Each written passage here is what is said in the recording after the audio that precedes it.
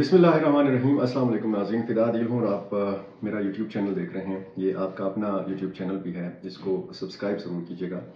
जब आसिफ अली ज़रदारी नौ मुंतखब सदर की हैसियत से हल्फ उठा रहे थे, चीफ जस्टिस काजी फ़ाइज़ ईसा उनसे हल्फ ले रहे थे, तो पाकिस्तान तहरीक इंसाफ एहतजाज कर रही थी। और उसी वक्त जब तमाम वज़रा आला और गवर्नर्स इस हल्फ बर्दारी तकरीब में मौजूद थे, खैबर पख्तूनख्वा के वज़ीर आला अली अमीन खान गंडापुर पेशावर में PTI के जलसे में, एहतजाजी जलसे में शरीक थे। और थोड़ी देर बाद, इस हल्फ बर्दारी के थोड़ी ही देर बाद, उन्होंने बड़ी धुआंधार तकरीर की। इस तकरीर में उन्होंने क्या कहा, ये भी मैं आपके सामने रखूँगा। और जो PTI का एहतजाजी जलसा आज हुआ पेशावर में, सुबह के वक्त इसी दिन पेशावर में धमाका हुआ और कहा गया कि जी ये खुदकुश धमाका था।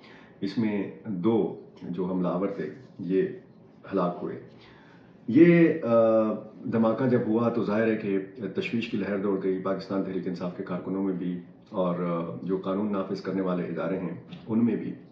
इस हवाले से भी हम इस वीडियो में बात करेंगे। और परवेज़ खटक साहब के हवाले से भी इस वीडियो में बात होगी मुख्तसरन, कि उनके हवाले से उनकी आवाज़ में कुछ ऑडियो लीक हुई हैं। और उन ऑडियो लीक्स में परवेज़ खटक ये बता रहे हैं कि उनके साथ धोखा किया उनके करीबी साथियों ने। उनकी नई जमात पाकिस्तान तहरीक इंसाफ पार्लियामेंटेरियन के जो लोग थे, उन्होंने उनके साथ धोखा किया। वो आज भी अपनी पार्टी के चेयरमैन हैं और अपनी पार्टी को आगे लेके जाएंगे। और बहुत सारे लोग उनके साथ आज भी, परवेज़ खटक साहब का दावा है कि उनके साथ राब्ते में हैं और इन सारे धोखाबाजों को वो शिकस्त देंगे। आज ये पाकिस्तान तहरीक इंसाफ का जब एहतजाज था तो ये लाहौर में भी था, मुल्क के मुख्तलिफ हिस्सों में था। और लाहौर पुलिस ने सरदार लतीफ़ कोज़ा और सलमान अकरम राजा को और मुतअद्दिद जो दीगर रहनुमा हैं उनको गिरफ्तार भी किया। पेशावर में अलबत्ता कुछ अलग से मनाज़र देखने को मिले। पेशावर में मैंने जिन पुलिस अफसरों को PTI के कारकुनों को गिरफ्तार करते देखा है, उनके गरेबान से उनको पकड़ते देखा है, जिन पुलिस एहलकारों को मैंने PTI के कारकुनों को रैलियों से, इंतखाबी सरगर्मियों से रोकते हुए देखा है, आज मैंने उन्हीं पुलिस अफसरों को, उन्हीं पुलिस एहलकारों को मैंने पाकिस्तान तहरीक इंसाफ के जलसे की हिफाजत करते हुए देखा है। जलसे में बदनज़मी थी। और पाकिस्तान तहरीक इंसाफ के जब जलसे होते हैं, जब कोई भी बड़ा जलसा होता है, किसी भी सियासी जमात का जब बड़ा जलसा होता है, तो उसमें एक तो कारकुनों का जोश व खरोश होता है। तो इस हवाले से भी कहा जा सकता है कि जी ये बदनज़मी इस वजह से पैदा हुई। और बहुत लंबे अरसे बाद एक बड़ी एक्टिविटी करने का मौका मिला पाकिस्तान तहरीक इंसाफ के कारकुनों को, खुली फ़िज़ा में सांस लेने का मौका मिला। इससे पहले हमने असेंबली के मनाज़र देखे। खैबर पख्तूनख्वा असेंबली में जब पहला दिन था, फिर जब दूसरा दिन था, फिर तीसरा दिन था, तो हर मरतबा हमने देखा कि असेंबली हॉल के अंदर कारकुनों की बहुत बड़ी तादाद घुस आई थी और उन्होंने बाकायदा नाराबाजी की थी। फिर उसमें वो मुस्लिम लीग नून की जो MP हैं, सोबिया शायद, वो वाक़यात भी आपके सामने आए। फिर ये कहा गया कि जी ये जमहूरियत का हुस्न है। और चूँकि बहुत लंबे अरसे बाद पाकिस्तान तहरीक इंसाफ के कारकुनों को मौका मिला है, तो इसलिए उन्होंने असेंबली के अंदर नाराबाजी की। आज जो जलसा था वो पहला बड़ा जलसा था इंतखाबात के बाद पाकिस्तान तहरीक इंसाफ का, और ये यकीनी तौर पर बड़ा जलसा था। और इसके लिए कबूतर चौक पेशावर को, ये जो रिंग रोड है, यहाँ पर पहले रात को जब हम गए थे, जब अली अमीन खान गंडापुर वज़ीर आला खैबर पख्तूनख्वा ने जलसागाह का दौरा भी किया था, तो उस वक्त हमें ये बताया गया था कि जी जहाँ पर कंटेनर लगाया गया है, इस एक सड़क को बंद किया जाएगा और जो दूसरी साइड पे सड़क है उसको बंद नहीं रखा जाएगा। और जो दलजाक रोड की ट्रैफिक है, या जो रिंग रोड की ट्रैफिक है, उसको डिस्टर्ब नहीं होने दिया जाएगा। लेकिन आज जो मनाज़र मैंने देखे, कबूतर चौक को चारों तरफ से बंद किया गया था। आम शहरियों को शदीद मुश्किल सूरत हाल का सामना रहा। और जो मुतबादिल ट्रैफिक प्लान दिया गया था पेशावर पुलिस की तरफ से या ट्रैफिक पुलिस की तरफ से, वो भी बुरी तरह नाकाम होता हुआ नज़र आ रहा था। ये सवाल मैंने जब रखा बैरिस्टर सैफ जो तर्जुमान है खैबर पख्तूनख्वा हुकूमत के, कि ये तहरीक इंसाफ का जलसा था या ये सूबाई हुकूमत का जलसा था, तो उन्होंने कहा कि चूँकि हुकूमत PTI की है, तो बहुत सारे जो हुकूमती ओहदेदार हैं या जो सूबाई वज़रा हैं या जो उनके साथ सिक्योरिटी प्रोटोकॉल वगैरह होता है, तो इसलिए ये तासुर शायद नज़र आ रहा हो कि जी ये सूबाई हुकूमत का جلسہ تھا، لیکن بیرسٹر سیف کہہ رہے تھے کہ یہ پاکستان تحریک انصاف کا جلسہ تھا۔ کل جب علی امین گنڈاپور نے رات کو اس جگہ کا معائنہ کیا تو اس سے پہلے ایک میڈیا کے ساتھ ایک نوٹیفیکیشن جو ہے وہ شیئر کیا گیا تھا۔ 5 رکنی کمیٹی بنائی تھی کمشنر پشاور ڈویژن نے، اور اس جلسے کی حفاظت اور بہت سارے دیگر معاملات کی نگرانی کے لیے 5 رکنی سرکاری کمیٹی بنائی گئی تھی، جس میں ایک نمائندہ جو تھا وہ پی ٹی آئی کا تھا۔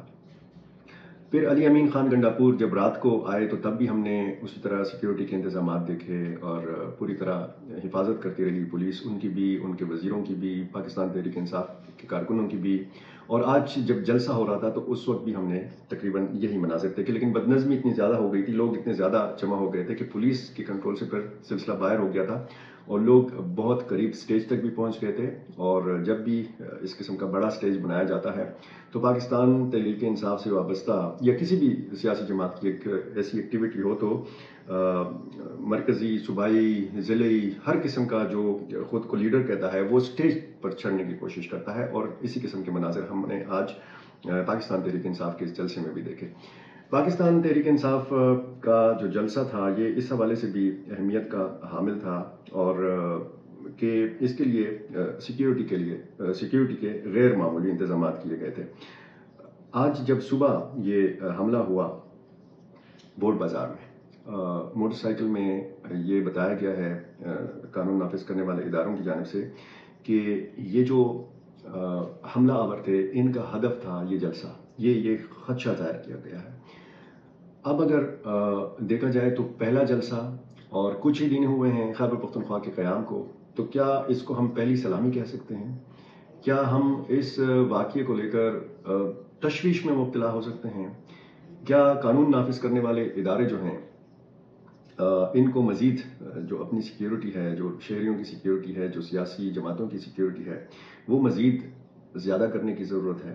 کیونکہ پشاور ایک حساس شہر ہے۔ پشاور میں جب دہشت گردی پیک کے اوپر تھی تو یہاں پر روزانہ دھماکے ہوتے تھے، اور ایسا نہیں ہے کہ جی حالات بالکل پرسکون ہیں۔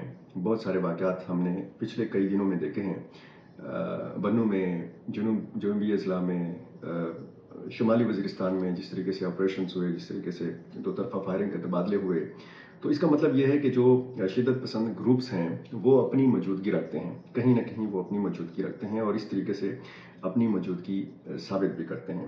یہ اس پر میں بات کروں گا کہ یہ لوگ کون تھے، یہ حملہ آور جو تھے۔ میں پہلے وزیر اعلیٰ خیبر پختونخوا علی امین خان گنڈاپور کا جو خطاب ہے اس کے سیدھا نکات آپ کے سامنے رکھ دیتا ہوں کہ بانی تحریک انصاف جو ہیں عمران خان صاحب، وہ کہتے ہیں غیر قانونی طریقے سے جیل میں ہیں۔ توشہ خانہ سے عمران خان نے قانونی طریقے سے جو چیزیں لیں ان چیزوں کی وجہ سے ان کو پھر سزا غیر قانونی طریقے سے دلوائی گئی۔ آصف زرداری نے غیر قانونی طریقے سے چیزیں لیں، آج وہ صدر پاکستان کا حلف اٹھا رہے ہیں۔ علی امین خان نے کہا کہ سائفر ایک بہت بڑی سازش ہے، اس سازش کے پیچھے جو لوگ تھے وہ سامنے آئیں گے۔ میں چیف جسٹس سے مطالبہ کرتا ہوں کہ اس کی جوڈیشل انکوائری کرائی جائے۔ ہمیں جیل میں ڈالا گیا، انتخابی نشان ہم سے لیا گیا، یہ ہمارا مطالبہ ہے اور ہمارا یہ جو احتجاج ہے یہ اس وقت تک جاری رہے گا جب تک ہمیں حق نہیں ملتا، ہمارا چھینا ہوا مینڈیٹ ہمیں نہیں ملتا اور عمران خان کو رہائی نہیں ملتی۔ اس صوبے میں ہم مل کر کرپشن اور ناانصافی کے خلاف جہاد کریں گے اور اس صوبے کو ماڈل صوبہ بنائیں گے، یہاں امن لائیں گے، نوجوانوں کو روزگار دیں گے، وغیرہ وغیرہ۔ جو اس وقت ہمیں صورتحال اس صوبے کی نظر آتی ہے تو ظاہر ہے کہ صوبے کے بہت سارے معاملات ہیں، صوبائی حقوق ہیں، صوبے کے واجبات ہیں، اور وزیر اعظم شہباز شریف کی جب حلف برداری تقریب ہو رہی تھی تو اس میں علی امین خان گنڈاپور شریک نہیں ہوئے۔ جب آصف علی زرداری کی حلف برداری تقریب ہو رہی تھی تو علی امین خان گنڈاپور وزیر اعلیٰ خیبر پختونخوا کی حیثیت سے اس تقریب میں بھی شریک نہیں ہوئے۔ کل رات کو جب ان سے یہی سوال کیا گیا تو انہوں نے کہا کہ میں آصف علی زرداری کو صدر نہیں مانتا، میں حلف برداری میں اگر جاؤں گا تو آئین کی خلاف ورزی کا مرتکب ہوں گا، کیونکہ ان کے مطابق آصف علی زرداری کو جن لوگوں نے ووٹ دیا ہے ان کو جعلی مینڈیٹ ملا ہے، تو اس لیے صدر بھی جعلی ہیں اور وزیر اعظم بھی جعلی ہیں۔ لیکن ساتھ ساتھ انہوں نے یہ بھی کہا، اگلے ہی لمحے اسی سانس میں یہ کہا کہ لیکن اگر جب وہ بیٹھ گئے، اگر انہوں نے حلف پھر اٹھا لیا اور اپنے عہدے سنبھال لیے تو پھر مجھے صدر ان کو ماننا پڑے گا۔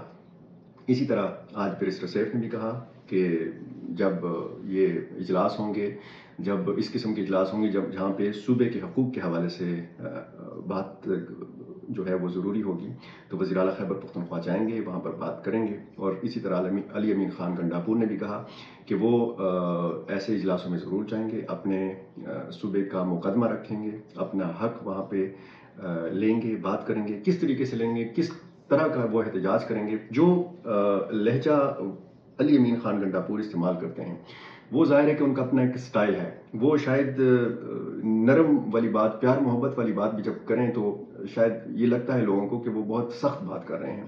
ایک تو آواز ان کی بڑی جاندار قسم کی ہے، اور دوسرا بڑی بڑی مونچھیں ہیں ان کی.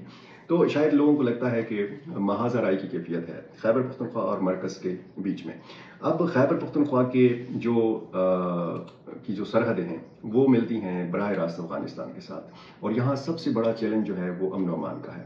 اگر آج کے اس دھماکے کو لے کر بات کی جائے تو یہ ایک بہت تشویشناک صورتحال ہے کہ آج اتنی بڑی ایکٹیویٹی پشاور میں ہو رہی تھی اور آج ہی یہ افسوسناک واقعہ جو ہے یہ سامنے آیا ہے. اب یہ کہا گیا ہے کہ جی 2 یا 3 جو حملہ آور تھے جو بارود لے کر شاید کسی ہدف پہ پہنچنا چاہتے تھے یا اس جلسہ گاہ پہنچنا چاہتے تھے، ان کی شناخت کر لی گئی ہے. ایک کے بارے میں بتایا گیا ہے کہ اس کا تعلق پشاور سے ہے. دوسرے حملہ آور کے حوالے سے بتایا گیا ہے کہ اس کا تعلق دیر کے ساتھ ہے. اور تیسرا جو حملہ آور ہے وہ بے ہوشی کی حالت میں ہے، اور جب وہ ہوش میں آئے گا تو تب تفتیش کا آغاز کیا جائے گا. اب یہ صورتحال جب ہم دیکھتے ہیں تو پھر ہم یہ کہہ سکتے ہیں کہ خیبر پختونخوا میں امن و امان یا جو سیکیورٹی کے مسائل ہیں وہ پوری طرح حل نہیں ہوئے. خیبر پختونخوا کو اس حوالے سے بھی بہت زیادہ پیسہ چاہیے ہوگا. جو ہمارے بقایا جات ہیں اس کے لیے بھی پیسہ چاہیے ہوگا، یعنی وہ بقایا جات وصول کرنے ہوں گے. جو خیبر پختونخوا کے نئے وزیر اعلیٰ علی امین خان گنڈاپور کے اعلانات ہیں تو اس حوالے سے بھی ظاہر ہے کہ انہوں نے اعلان کیا ہے کہ لنگر خانے کھول دیے جائیں گے، اور رمضان پیکج انہوں نے اعلان کیا ہے کہ 10-10 ہزار روپے جو ہے یہ نقد دیے جائیں گے. پنجاب کی طرح راشن نہیں دیا جائے گا. اور ساتھ میں انہوں نے صحت انصاف کارڈ جو ہے وہ بحال کرنے کا اعلان کیا ہے، اور اس کے لیے انہوں نے 5 ارب روپے فوری طور پر جاری کرنے کا بھی اعلان کیا ہے. بلکہ اعلان نہیں کیا، باقاعدہ وہ پیسے جو ہیں وہ جاری کر دیے گئے ہیں. صحت انصاف کارڈ جو ہے یہ آپ کہہ سکتے ہیں کہ اس صوبے میں بحال ہو گیا. پچھلی ویڈیو میں اس کی ساری تفصیل رکھ چکا ہوں کہ صحت انصاف کارڈ میں کے ذریعے کیا کیا علاج جو ہیں لوگ کر سکتے ہیں، کروا سکتے ہیں، مفت علاج. اب چیلنجز بہت زیادہ ہیں، خیبر پختونخوا کے آگے بہت زیادہ چیلنجز ہیں. اب یہ علی امین خان گنڈاپور کے مشیروں پر منحصر ہے کہ وہ ان کو کس قسم کے مشورے دیتے ہیں. جو بیان وہ جاری کرتے ہیں تو ان کے ہر بیان سے یہ بات جھلکتی ہے کہ وہ بہت سخت رویہ رکھیں گے مرکز کے سامنے، وفاق کے سامنے. اور یہ جو ایک سلسلہ ہم دیکھ رہے ہیں وفاقی کابینہ کا، ہو سکتا ہے چند گھنٹوں بعد اعلان ہو جائے، کل حلف برداری ہو جائے. اس میں ظاہر ہے کہ مختلف صوبوں کو جو ہے 4 صوبوں کو نمائندگی ملے گی، اور مختلف جو ماہرین ہیں مسلم لیگ نون کے پاس ان کو کابینہ میں جگہ دی جائے گی. خیبر پختونخوا سے ممکن ہے امیر مقام صاحب جو ہیں یہ وفاقی وزیر ہوں. یہ جو محاذ رائی ہے یہ نہیں ہونی چاہیے. مصلحت سے کام لینا چاہیے، اور مصلحت اس قیمت کے اوپر نہیں کہ آپ اپنے اصول توڑ دیں. صوبے کے جو آئینی حقوق ہیں یہ مرکز کو دینے ہیں، یہ مرکز اس سے انکار نہیں کر سکتا. اور اگر مرکز نہیں دے گا، مسلم لیگ نون کی حکومت نہیں دے گی تو یہ آئینی خلاف ورزی کی مرتکب قرار پائے گی. یہ اس صوبے کے عوام کے ساتھ زیادتی ہوگی. لیکن یہ حق لینا کیسے ہے، کس انداز میں لینا ہے، کس انداز میں بات کرنی ہے، اس حوالے سے علی امین خان گنڈاپور کو اپنے لب و لہجے کے حوالے سے تھوڑا سا اپنے مخلص مشیروں سے مشورہ کرنے کی ضرورت ہے. بہت شکریہ.